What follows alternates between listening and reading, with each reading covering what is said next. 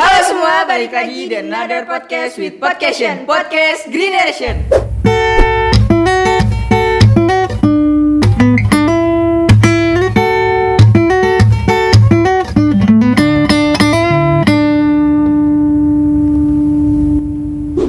Kenalin, nama aku Itamil dan temanku Muhammad Rehal Farezi. Di podcast episode 5 kali ini kita bakal ngebahas masalah yang sering terjadi di kalangan usia-usia remaja, seperti aku sama Raihani. Dan sekarang juga udah ada pemateri atau narasumber yang bakal ngebantu kita untuk ngebahas topik pembahasan sekarang. Ada siapa nih, Han? Beliau adalah guru di SMA Negeri 19 Bandung sebagai guru BK, yaitu Bumira Susanti. Assalamualaikum. Waalaikumsalam. Ya. Jujur nih ya, Han, ini Bu Mira ini guru BK yang pertama kali aku ketemu secara langsung. Bukan berarti aku gak mau ketemu guru-guru lainnya, cuma karena pandemi gini jadi susah ketemu guru-guru lainnya. Bener. Apalagi PSBB sekarang diperpanjang. Kesel gak sih, Han? Kalau untuk diri aku sendiri sih ada sedihnya, ada senangnya. Untuk senangnya tuh kita bisa bareng gitu sama keluarga, banyak waktu sama keluarga. Nah, untuk sedihnya itu kita belum bisa bertemu sama kawan-kawan yang lain. Kita juga belum bisa ngerasain suasana sekolah offline di SMA Negeri 19 tuh kayak gimana sih? Nah, kayak gitu, belum mengenal guru-guru sekalian dan masih banyak lagi sih. Kalau untuk kamu gimana sih, Wit? Untuk aku sih kesel ya, cuman bener tadi kata kamu belum nikmatin masa-masanya SMA, terus belum ketemu langsung sama semua warga SMA Negeri 19 Bandung. Tapi balik lagi, ini semua demi kesehatan dan keselamatan kita semua. Iya, benar. Nah, untuk Ibu sendiri di masa pandemi ini melakukan kegiatan apa sih, Bu? Pandemi ini tetap peran ibu sebagai guru, tetap peran ibu sebagai seorang ibu ya di rumah. Kalau sebagai seorang guru, sebenarnya masa pandemi ini jujurnya untuk guru BK sih sebelumnya pun sepertinya untuk online WA dan segala macam sosmed itu memang adanya buat anak-anak ibu gitu ya, anak-anak di sekolah. Tapi pada saat pandemi ini jujurnya adalah ngecek kalian dari awal, mantau kalian dari awal sampai akhir PDR, sampai tugas belum beres itu tuh seperti tidak selesai waktunya. Susah ya, Bu ya. Dan itu kan sangat ini mah sambil ini aja ya, sambil evaluasi sangat menyesakkan pada saat misalnya ternyata ada anak yang memang tidak mengerjakan. BDR itu dianggap seperti beban gitu. Padahal kami pun sejujurnya lelah sebagai pengajar itu lelah, pendidik itu lelah karena kami tidak ada waktu istirahat sebenarnya dengan BDR ini gitu. Jadi kalau mau memohon segera ingin ketemu secara langsung gitu, bertatap muka, ingin ngelihat langsung proses belajar kalian gitu. Nah, untuk pembahasan kali ini yaitu overthinking. Nah, untuk Ibu sendiri sih overthinking itu apa sih, arti overthinking kalau menurut Ibu sendiri? Overthinking itu adalah suatu proses memikirkan sesuatu secara berlebihan sebenarnya. Itu dimulai dari rasa khawatir yang berlebihan, baik itu masalah yang kecil atau yang besar, ataupun karena mungkin ada trauma, mengalami sesuatu kejadian, dan dia berpikir bahwa itu tuh akan kejadian lagi selanjutnya gitu loh. Jadi karena disebutnya over gitu, jadi berlebihan. Jadi kalau proses berpikirnya mah boleh, sangat boleh, atau bahkan disarankan gitu. Tetapi pada saat sudah berlebihan, memang harus ada kendali di situ. Itu di overthinking itu seperti itu. Nih, Han, kan tadi kata ibu udah jelasin overthinking. Kamu pernah nggak overthinking? Pernah dong. Kalau aku dari aku sendiri sih, Bu ya, overthinking tuh tentang masalah paling asmara, pelajaran, teman. Banyak dong ya. Banyak, Bu. Kalau kamu, Wit? Gak jauh beda sih, cuman kadang aku mikirin kayak omongan aku sebelumnya nyakitin orang itu lebih sering di overthinking gitu. Ya, di usia kalian ini, remaja ini ya pasti memang berpikir banyak hal, berpikir tentang masa depan kalian atau bahkan yang sudah kita lewati. Tetapi misalnya yang bisa kalian lakukan itu sebenarnya ini masih tarafnya baik kah atau memang sudah ada batas yang tidak wajarnya, itu yang harus kalian ketahui gitu. Kalau disebut over kan berarti memang sudah melewati itu gitu, melewati proses berpikir itu gitu.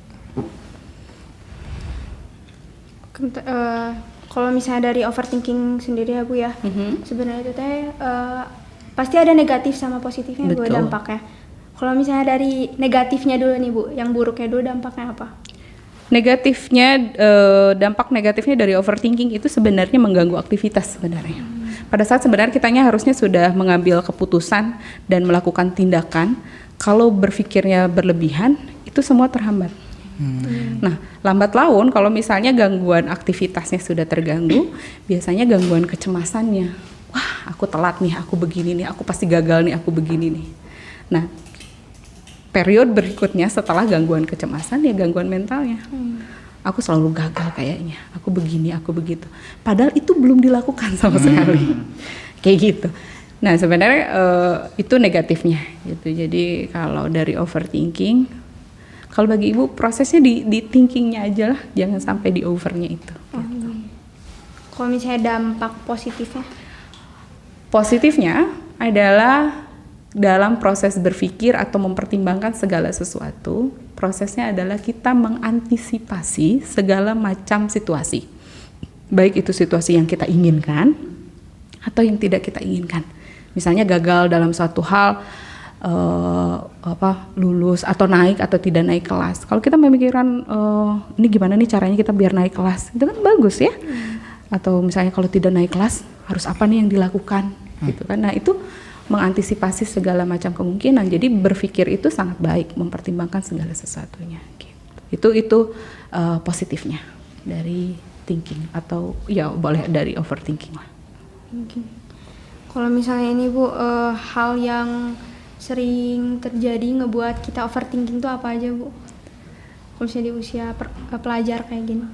Di usia pelajar kemungkinan besar overthinkingnya adalah itu ya, sebenarnya memikirkan apa yang akan terjadi di masa depan. Oh, aku nanti jadi apa ya? Kalau aku nanti gagal jadi apa ya? Atau misalnya kalau aku nggak keterima, misalnya ini ya, kalau yang kelas 12 sekarang kan lagi proses memilih jurusan di perguruan tinggi. Kalau aku salah milih jurusan gimana ya gitu. Memang ada prosesnya, kita harus memikirkan 5 tahun ke depan kita akan jadi apa, 10 tahun ke depan akan jadi apa.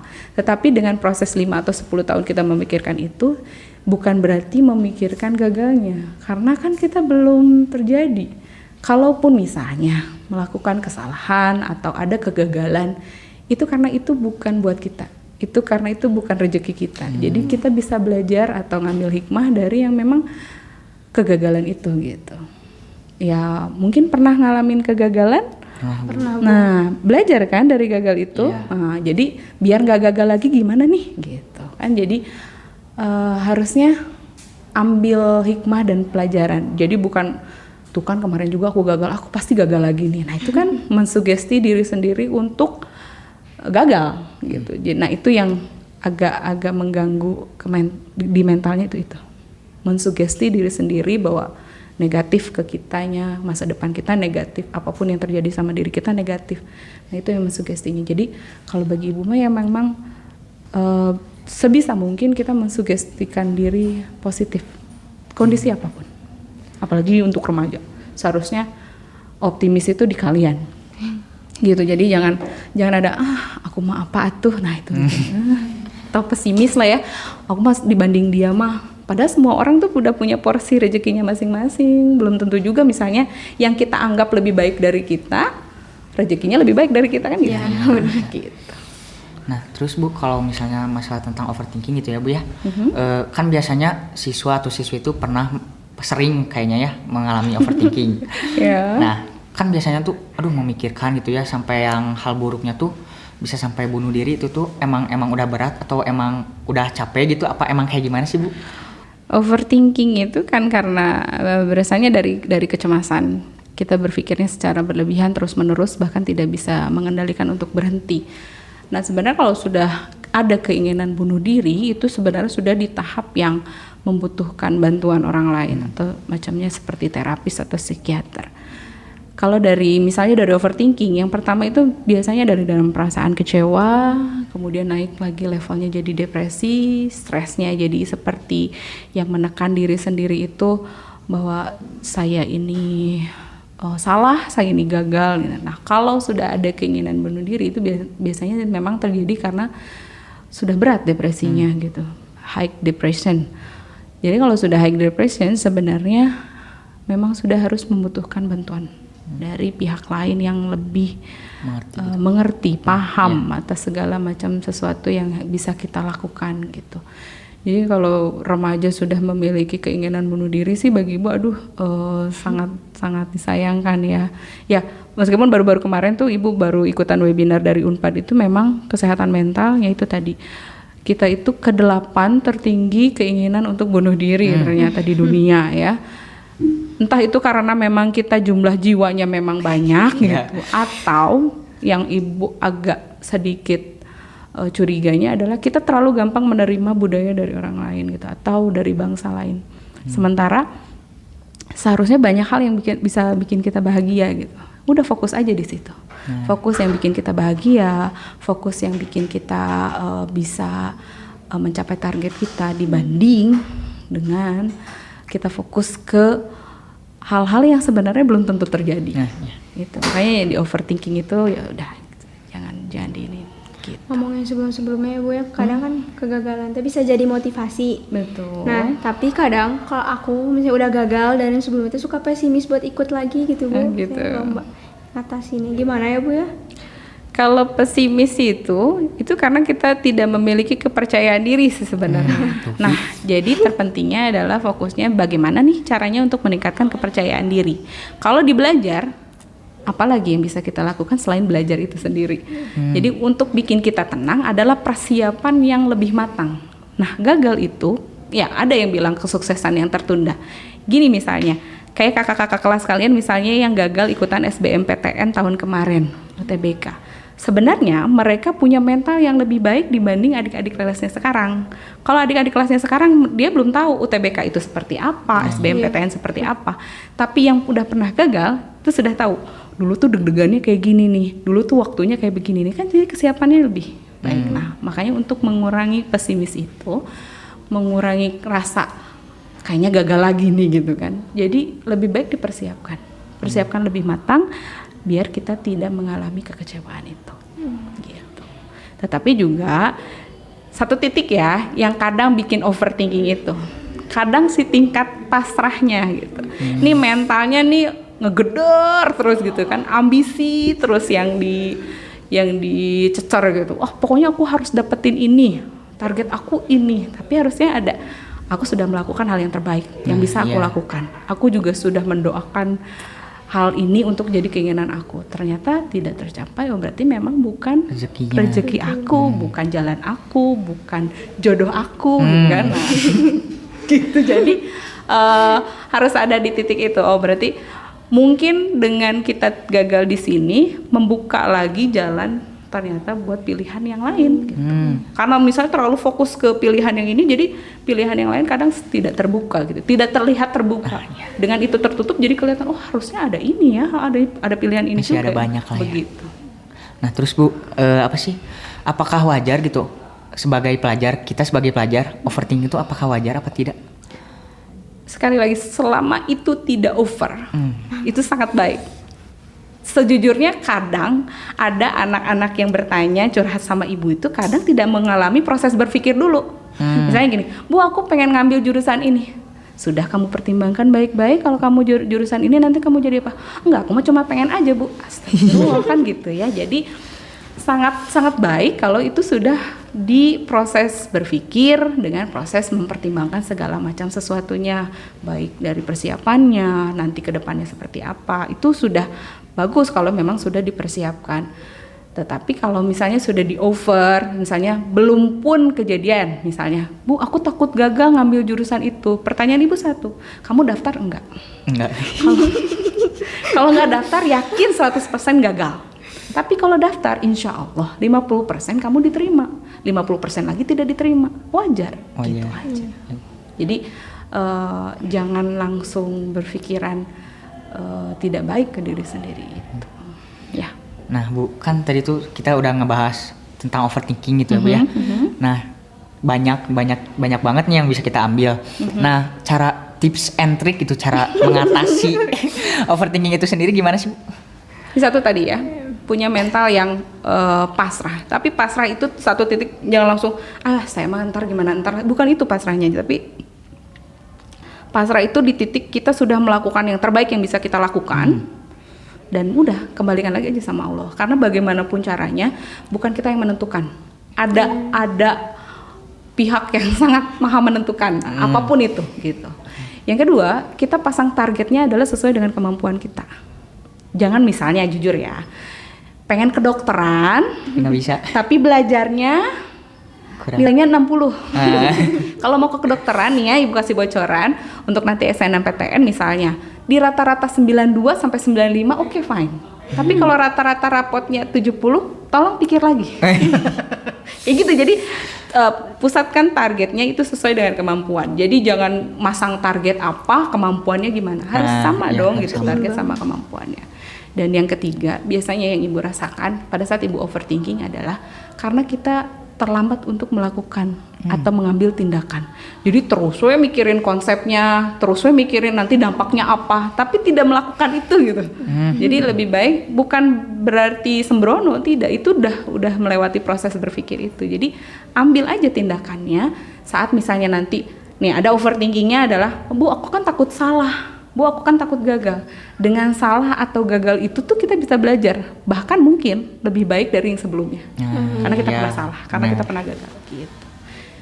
Dan apalagi ya, mungkin satu lagi adalah kadang kita terlalu berpusat sama diri sendiri. Padahal yang terpenting dari manusia itu adalah bermanfaat buat orang lain. Dan saat kita memberikan manfaat buat orang lain, insya Allah sebenarnya nanti tuh balik manfaatnya buat kita sendiri. Dan kadang kalau ngerasa kita bermanfaat buat orang lain, selesai. Jadi lebih tenang aja hidupnya. Oke. Sebenarnya aku sama Rehan teh masih pingin ngobrol-ngobrol lagi sama Ibu tentang selain overthinking ya. Tapi karena waktunya dibatasi, jadi dicukupkan aja. Sekarang aku sama teman-teman mau minta pesan sama kesan Ibu untuk SMA Negeri 19 Bandung. Sama podcast ini. Oh, podcast ini atau overthinkingnya ini? Podcastnya, Bu. Podcastnya ya. Buat podcast ini sejujurnya ini seharusnya kalau Ibu berpikir malah jadi kayak, harusnya juga Ibu memberikan layanan itu salah satunya mungkin seperti ini ya gitu. Jadi kalau boleh sering-sering misalnya nih, jadi kan Ibu juga ada Zoom nih, kalau misalnya case-nya kayak begini kan mungkin lebih menarik ya gitu. Jadi kalau lewat Zoom terus yang Ibu rasakan kalian tuh gampang jenuh kalau udah di Zoom. Oke 10 menit pertama yang Ibu rasakan ya, segagal-gagalnya Ibu jadi guru, kok nggak pada di-on-in gitu sih videonya, kan kesel ya, ini lagi belajar sama Ibu apa lagi sama dinding gitu kan. Nah mungkin kalau kesannya podcast kayak gini ya Ibu berharap lebih banyak yang bisa kita bahas, lebih banyak yang bisa kita lakukan. Nah kalau untuk overthinkingnya, udahlah jangan terlalu menjadikan pikiran itu jadi sebuah beban. Itu semua proses gitu. Jadi dinikmati proses berpikirnya, kemudian nanti ambil keputusannya, jangan takut salah, jangan takut gagal. Kenikmatan kalian sebagai seorang pelajar atau anak muda tuh boleh salah gitu, karena kami toleransinya lebih luas untuk anak remaja. Tapi bukan berarti boleh melakukan kesalahan terus, tidak. Dengan kesalahan itu kalian biasanya Belajar. lebih baik gitu. Nah, kami dan kawan-kawan mengucapkan terima kasih banyak atas udah menyempatkan waktu gitu ya ke podcast episode kali ini. Dan semoga banyak banget yang bisa kita yang bermanfaat, banyak banget yang bisa kita dapat lah gitu. Amin. Ya, sama-sama Ibu juga terima kasih sudah mengundang Ibu di podcast ini, dan mudah-mudahan memang bermanfaat buat Amin. banyak pihak. Ya, ambil baiknya, buang yang buruknya, dan sukses selalu buat Ibu. Terima kasih. Semoga sehat selalu juga. Amin. Dan buat penonton yang di rumah, semoga tetap bisa jaga protokol kesehatannya ya. Iya, wajib. Terus jangan lupa apaan? Jangan lupa like, comment, and subscribe. Oke. Sampai jumpa di episode selanjutnya. Dah. Dadah.